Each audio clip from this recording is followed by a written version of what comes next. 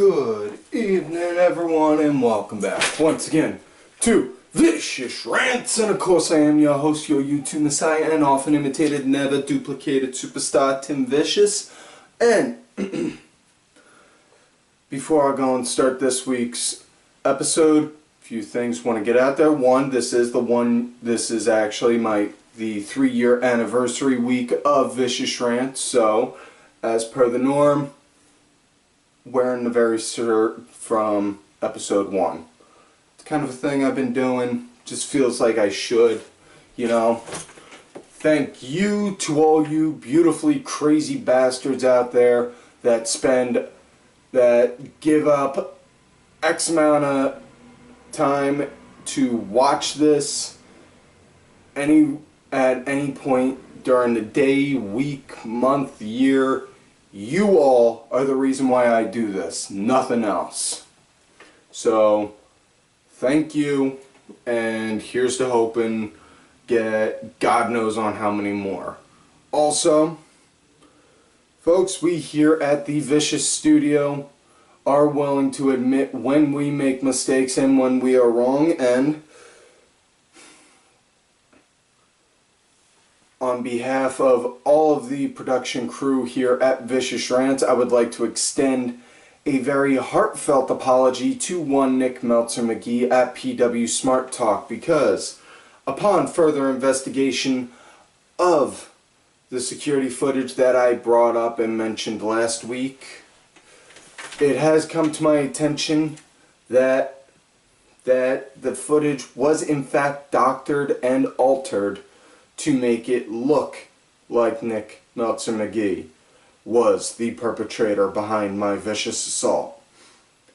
It was not, and in fact, after a even further investigation, it led to the discovery of one Joshua Smith, who is pardon say again on the Twitter machine. Josh, I don't get it, man. I never had any issues with you. Any problems I ever had, it was always with your advocate, Nick. I never once drug you into any of the arguments and the fights and the problems that we had. You want to come hit me from behind for no reason? You're done for, man, because now all you done signed yourself a check for an ass whooping. Because you see, the ass whooping I was going to give Nick, I'm going to give that to you. But you're going to get another one also now.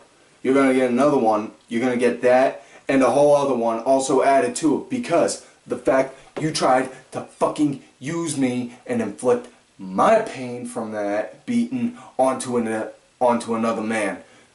That don't roll where I come from, son. You know, I hate to break that to you. I may be a monster, but you know what? I do got standards. You don't do that. So Josh, everything that I was going to do to Nick, I'm going to do to you. And not only am I going to do it, I'm going to do it tenfold. So I may have brought up a cheese grater, lemon juice, and some rubbing salt last week. Oh, trust me. The term ball gag is going to have a whole new meaning when I'm done with you.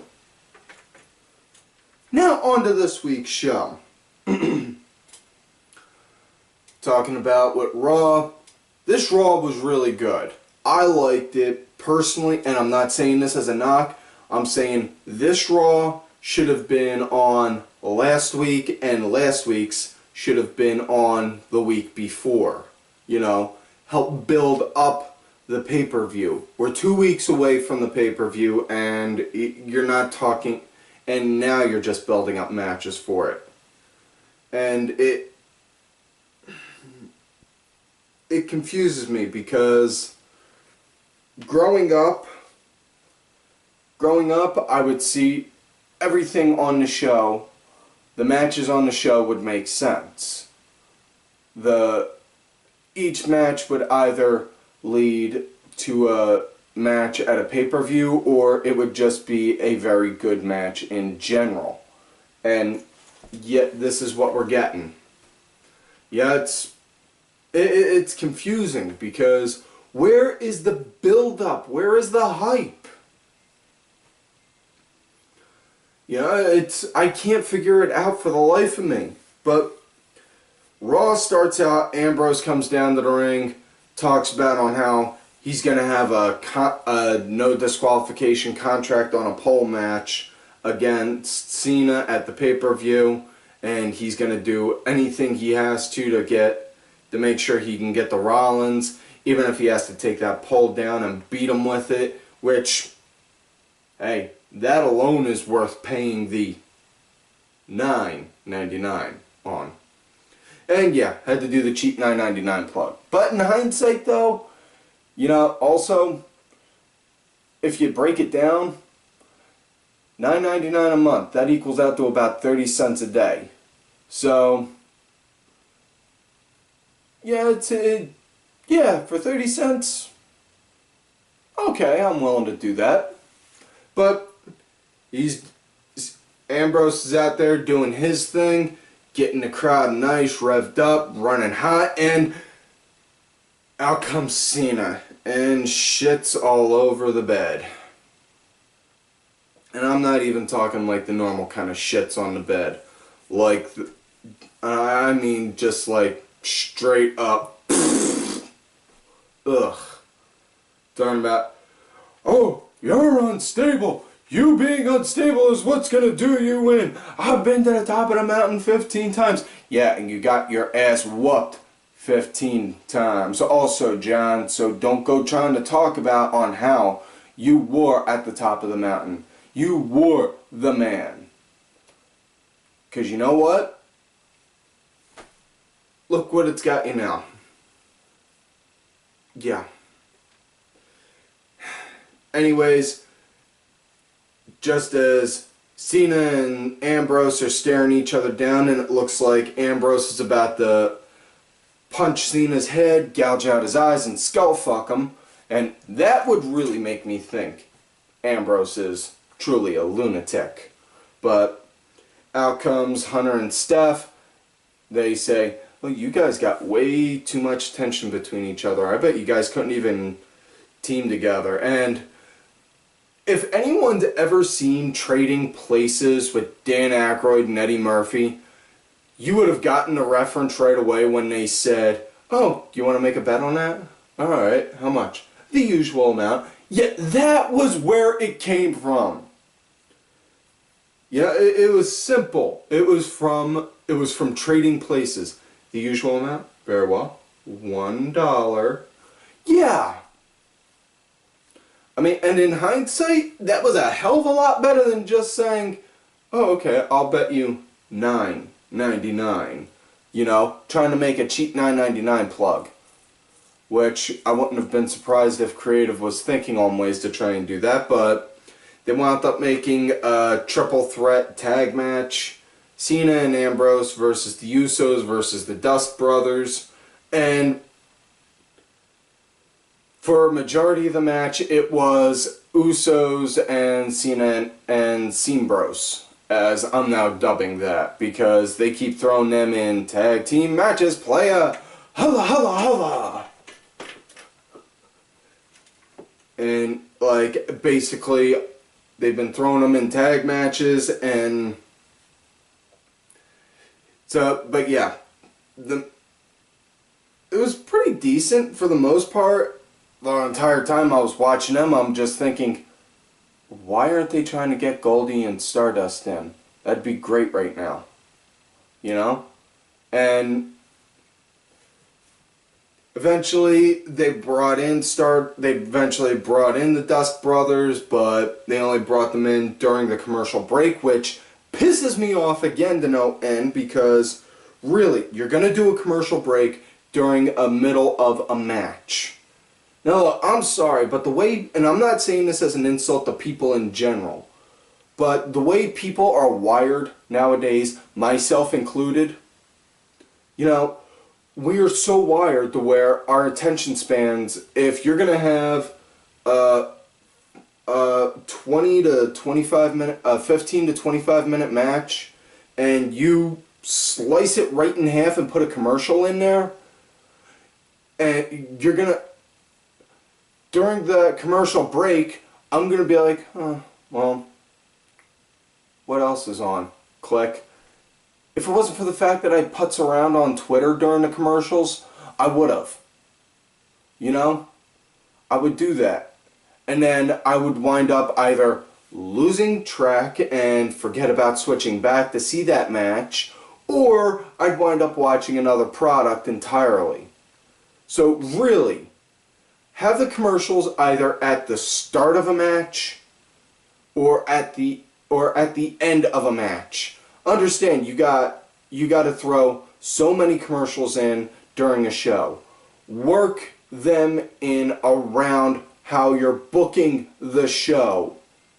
It makes sense. How can you not do that? It's real simple. This was able to get done in the 90s during the Attitude Era, yet now all of a sudden it's about 20-something years later, and it's like all of a sudden everyone's brains pulled out of their asses. Back to the match, though. The match at Stardust and Goldie, they were in there. They were working pretty good. They were working pretty good and hard. Yeah, it's a big thing I was impressed with was the way Cena had Stardust up, went to go ahead and AA on him. Stardust actually made sure he rolled over to land on his feet. He did. Next, did his Stardust thing, and then Goldust came out of nowhere, threw Cena up against the ropes, and then wham, hit him with that power slam. Which, oh my God, I love seeing Goldust do. Now, Cena and Bros eventually got the win. They wound up hitting both of their respective finishers on Cena and on Goldie and Stardust. And yeah, we already know that they're going to have a tag match between the Dust Brothers and the Usos at Hell in the Cell. That's going to be a surprise. That's going to be a surprise rematch, seeing as on how all they've been talking about is the Usos are mad that they won. You know, nothing announced about a rematch clause or nothing, just ugh. But anyways, next match up, it's AJ and a mystery partner versus Paige and Alicia. Now, they did this part right with the commercials, because AJ came out, they hyped up, oh, who's going to be her partner? Oh, I don't know. Well, we'll find out when we come back from this commercial break. And then they went to commercial, and then they came back, and then they showed that it was Layla. In which case, it was Layla. And not so much on the wrestling department, but eye candy wise, yeah. And then out comes Paige and Alicia, and this match, it was an ST Divas tag match. So what do you want me to what else do you want me to say about it? You know, other than that, it was AJ and Alicia started up. AJ had Alicia wrapped up, holding her arm out. Paige's like, go on, tag her, tag her. And Paige is like, no, you don't tell me what to do. And then Alicia eventually broke free after she knocked AJ down, tagged in Paige. Paige started trying to mock her. AJ stood up, looked at her, was like, boo. And then they started doing a run around the ring, which I'm having a hard time following. Who's the heel in this part, in their feud right here? Because it, seriously, I mean, you're gonna do that, but you know, where's the heat? You know, I understand it's a PG show, but the heels can still generate and get heat from the crowd. Instead of just, you know, and they don't have to do the cliche, well, if God was going to give this country an enema, it would start right here in such and such city kind of thing. No, they can actually get heat by doing heel-like things. This isn't the first time WWE's been PG. There's nothing saying that they can't do heel-like tactics again. You know? It makes no sense, and it's confusing. Yeah, but anyways, on with the match. AJ was in. She wound up knocking the opponent down. Went over to go get a tag, and Layla was just like, "Fuck this, I'm out." And then started to walk away. Alicia was in. She went to go after Paige. Paige hit her with a Shining Wizard, got the 1, 2, 3. And then after that, AJ went up the ramp and started beating the snot out of Layla and then walked away. And so heels aren't allowed to do what heels need to do to generate heat, but baby faces are allowed to beat up the heels and get cheered for it.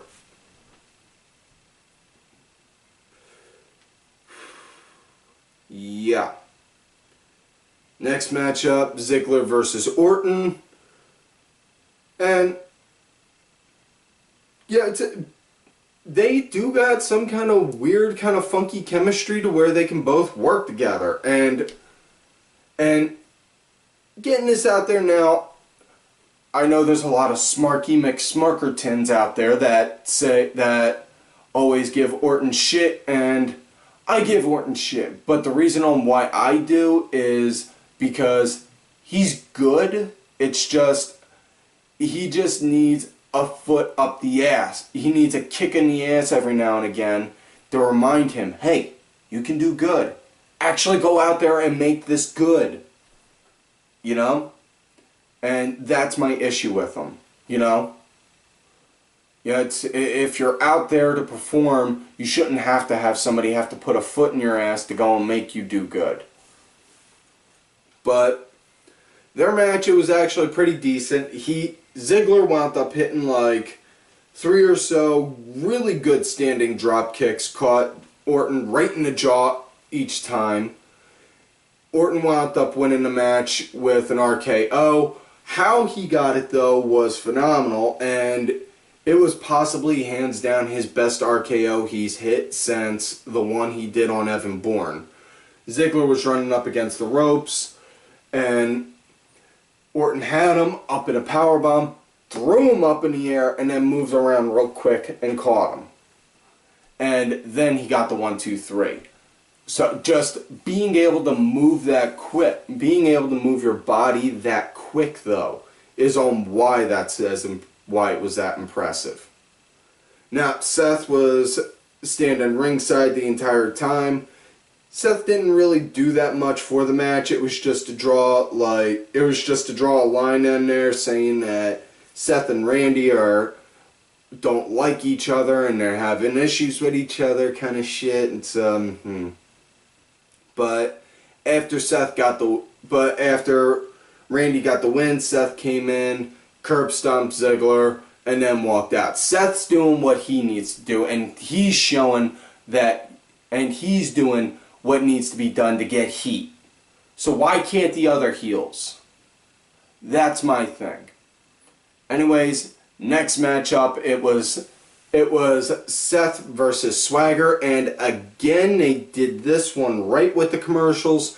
Right after he did the curb stomp, they went to commercial, and then they came back with Seth in the ring, gloating about him doing the curb stomp, and then out came Swagger.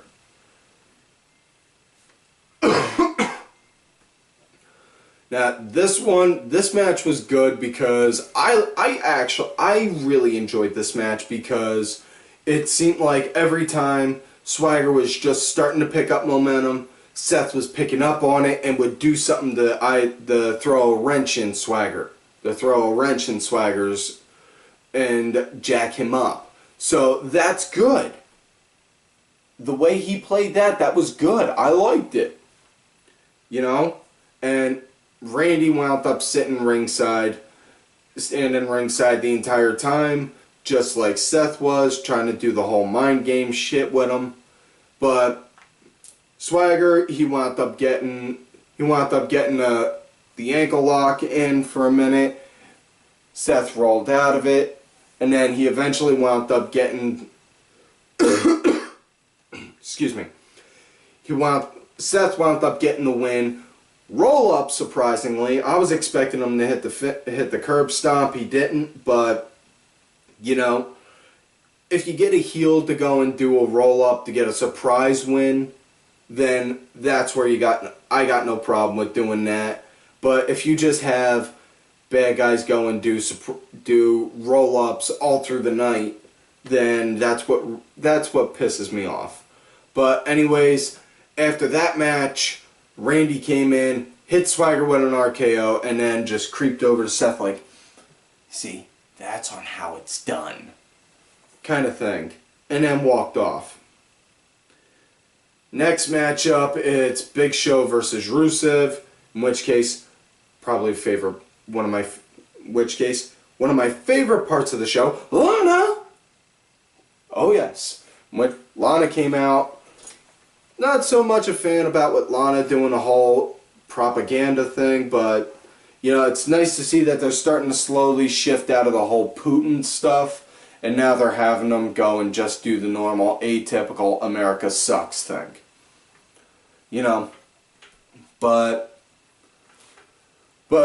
few things noticed on Lana looked a little different. It's the little things that wind up making it all worthwhile with the character. One, she didn't have her hair up in that Cinnabon gypsy style, kind of rolled up gypsy style kind of thing up here. She actually had some of her hair down, which looked good. And aside from that, also a little bit of a low cut blouse right there, showing some. Good on teasing the boys and good on teasing the boys on there. Yeah, it's the little things like that. It helps build. And then you let Rusev speak. And I'm pretty sure I would rather listen to Gunner and TNA cut a promo before I'd want to listen to Rusev. Especially after the 1 week when Rusev said, the Big Show, I kick you in the groin! Yeah, that should be Rusev's new t-shirt that comes out. You know? Just have it say, I kick you in the groin. WWE, get on that. Anyways, Big Show came out. They did their match, and big thing that confused me about what the story between them two now is they said Big Show had to do sensitivity training, and really if you go back and you watch over the past year,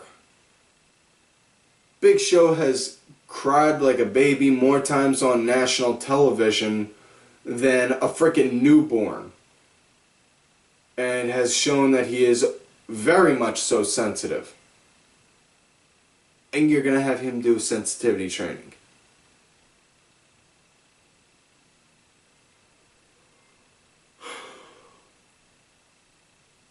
But on with the match.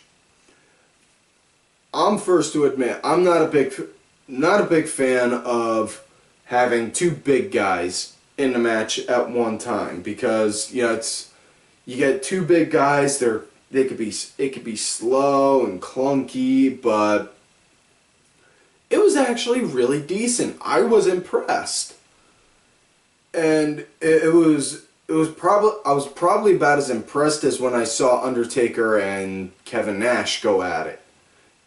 And because you don't normally see two big guys that can gel together real well. They did. You know, Rusev was hitting his spots on point. Show was hitting his spots. Not saying this was match of the night material, but they were really good. They can work with each other really good. They got good chemistry.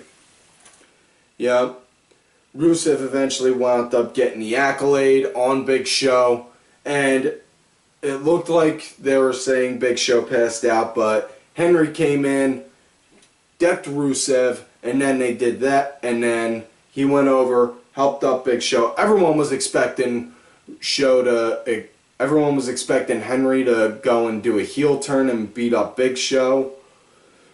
Instead, they both got out the ring and they cornered Rusev. Rusev started to go at it on Henry and then turned around and Big Show, wham, decked him. In which case, Nick, your talent is not getting compensated for the damages that were done to him on that show. More so because, one, my client has insisted not, and personally, I say it shouldn't, because if Rusev wasn't going around antagonizing and attacking all of the black wrestlers, Big Show wouldn't have had so much rage built up on that, because, you know, he doesn't see anything. He doesn't see why Rusev would do such a thing. But yeah, I guess technically Rusev wins by DQ, but my money's on the fact they're going to build a handicap match between Show and Henry at Hell in a Cell. Next matchup, it's Sheamus versus Miz. Best part of this match the entire time was watching Sandow outside. And I'm not even going to lie, I didn't really pay that much attention to the actual match going on in the ring. I was more so focused on Sandow outside. Because of the fact of the way Sandow was mimicking Miz in every way, like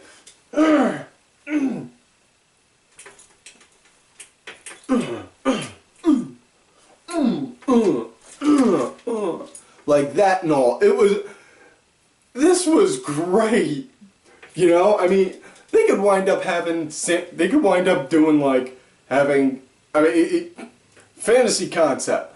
Have Mizdow go down to NXT one day, do a thing with the Vlad villains, and have them hold up a sign, "Behold the amazing Mizdow wrestle an invisible bear," and just have him act like he's wrestling a bear. Because he would be able to do it with no problem. There you go. I expect to see that sometime soon now. But anyways, yeah, like I said, I didn't really pay that much attention to the action inside of the ring. I was more focused on Sandow. Miz wound up eventually getting tossed out of the ring, and Sandow actually hobbled his way over and then started grabbing his knee. He was like, ah, like Miz was. They both crawled under the ring at the same time, and Sheamus went to go grab them, couldn't tell which one was which. Miz came out on the other side and then won by countout. Next matchup, and yeah, so hey, you know, that's the kind of, and again, that would be a heel. That's a heel way to win. I like seeing that. But next matchup, oh God, it's another ST Divas match.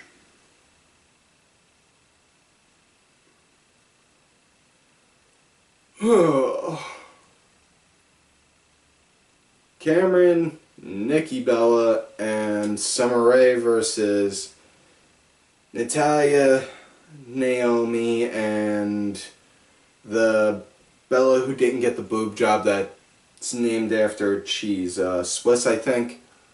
Or is it Gouda? Maybe Gorgonzola. I would say goat cheese, but she's married. But she's married to him.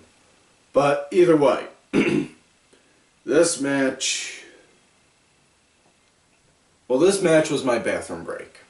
So that's all I can leave it at. I didn't really see nothing on that.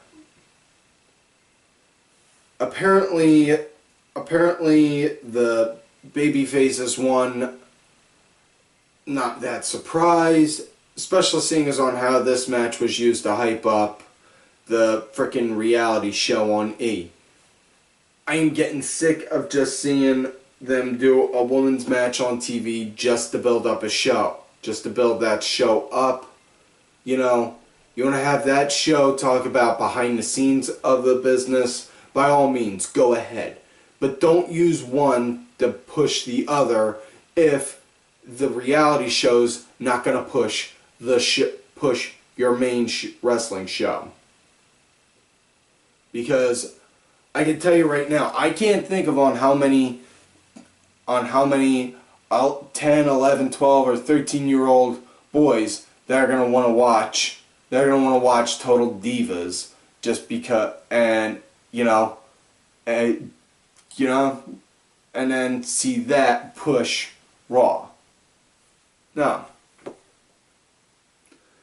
But anyways, on with the main event of the night, and I forgot to bring this up earlier. After Cena and Ambrose won the match, Steph and Tripp came out. That's when they did the trading places bit with, oh well, Steph, you won, so here it is, as per the normal bet, $1, and then they did that, and after that, then they said that they were going to do that match that was supposed to be booked at the pay-per-view tonight. So we got a no-holds-barred contract on a pole match. And so they came out to go do their thing, and for a no disqualification match, this was actually the tamest no DQ match I think I've seen Ambrose in. Not knocking that, just saying this was the tamest. But the match itself, it was pretty alright. I mean, it was a Monday Night Raw main event match, quality. And before the match started, Steph and Tripp came out, Seth and Randy came out, and then Kane came out. And so you had quote unquote all of the authority out there, and they were all just sitting there watching. Now, my big thing is, why are you going to call it a no DQ match when you're not going to have guys do anything that even remotely resembles something that would be in a no DQ match? I mean, the most that we got from that would seem it was Ambrose did a suplex, gave Cena a suplex up at the entranceway. I mean, yeah, you could have built up like them using stairs, going to grab a chair, it being blocked, something like that. But instead, no. Now, a couple of times during the match, you'd see Ambrose had Cena knocked down. The entire time you were hearing JBL saying, "Just go up there and get it. Go up and get it." Good point. Why didn't they? Seriously, they should have just had Dean going up to try and grab it. That way, if you'd had Dean go up to try and get it, you could have built up like Seth coming in, stopping him, or going, and after that, after they grab that, then they have a big brouhaha and beat down. But either way, after that suplex, they eventually worked their way back to the ring.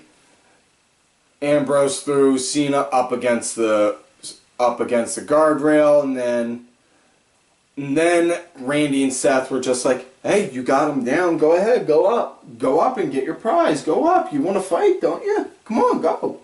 And then Ambrose just looked like, bam, and took a shot at Randy or Seth, one of them, I can't remember. And then wound up. Them two started swinging, and then Cena grabbed Ambrose and threw him on top of Seth, Randy, and Kane. And then he went to go do it, and then Ambrose stopped him, and then eventually And then eventually Randy came in, started beating up Cena. Seth started to go to work on Ambrose, got out of there, and then Ambrose, he was up at the top of the rope just holding the contract and was like, "Hey John, you didn't see this." Click. And then took the contract, so he won.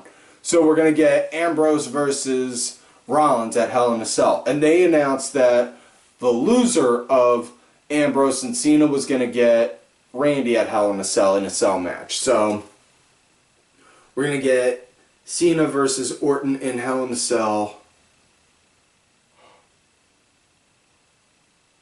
Ugh. Ugh. Yeah. I thought Cena said that they already ended that rivalry a while ago. But anyways, that's all the time for this week's video. So, like all normal, don't forget to like the video, subscribe to the channel, go back, watch all the other episodes. Look for me on Twitter at TimVicious. Make sure y'all check out my backup account, Tim_Vicious. Also, make sure y'all follow all these cool ass cats right here on Twitter. Vicky Earls, make sure y'all look for Vicky's YouTube channel. I am Danny Sunday, Mucky Morris, Axel Mulligan. Make sure y'all look for Axel's YouTube channel, Axel's Analysis. He does a show a lot like this, but it's talking about NXT. Sunday segue. Kenny, can't wait until I can get back on again, man. It's just a matter of if, not when. Simply Sabrina, Cranky Grandpa, Legion, Lady Aaron, Alva Ben, Just a Stupid Mark. Make sure y'all check out Ollie Ben and Masked Mark's TNA Turnaround. Also, Bronx Bitch Forever, who, as I said all the time, is my client and your Raw General Manager.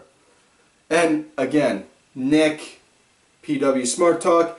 Again, we would like to extend a heartfelt apology in accusing you of that brutal assault that was done to me. And Joshua Smith, son, you just done fucked with the wrong man. Alright, and like I always tell y'all, you love me great, you hate me. Fuck yous.